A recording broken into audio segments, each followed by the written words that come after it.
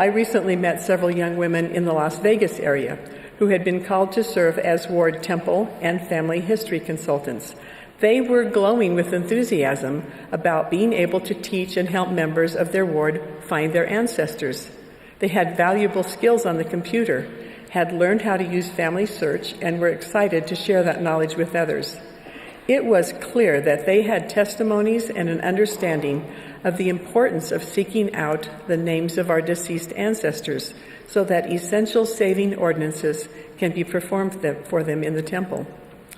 Several months ago, I had the opportunity to test an idea with two 14-year-old young women. I obtained copies of two actual ward council agendas and gave Emma and Maggie each a copy. I asked them to read over the agendas and see if there were any action items from the ward councils in which they might be able to be of service. Emma saw that a new family was moving into the ward, and she said she thought she could help them move in and unpack.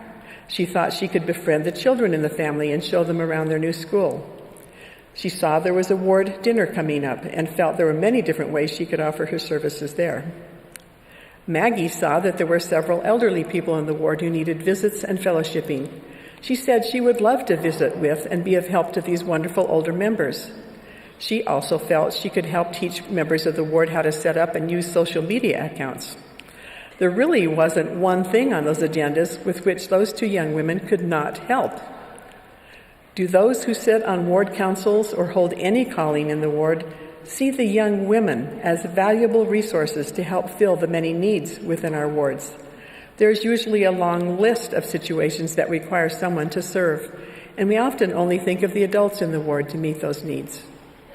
Just as our Aaronic priesthood holders have been invited to labor with their fathers and other men of the Melchizedek priesthood, our young women can be called upon to provide service and to minister to the needs of ward members with their mothers or other exemplary sisters. They are capable, eager, and willing to do so much more than merely attend church on Sundays.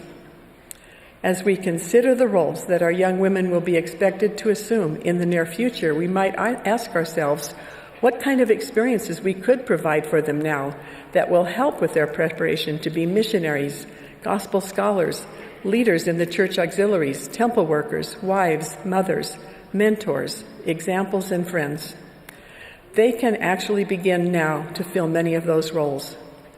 Youth are often asked to help teach lessons on Sunday in their classes.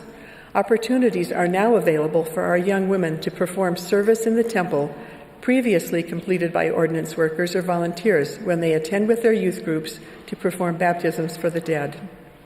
Our primary age girls are now invited to attend temple and priesthood preparation meetings, which will help them understand that they too are important participants in priesthood-directed work. They are learning that men, women, youth, and children are all recipients of priesthood blessings, and all can take an active role in moving forward the Lord's work.